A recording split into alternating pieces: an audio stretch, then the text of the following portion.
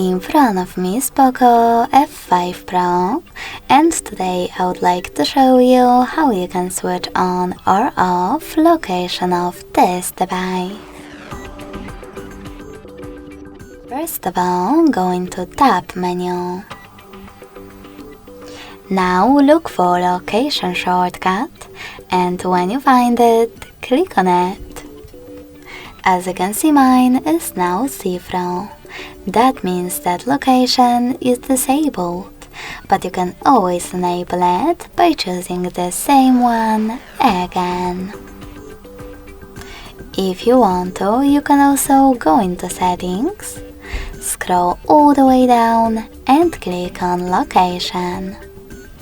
Lastly, swipe up and tap on this switcher next to location access to turn it off or on.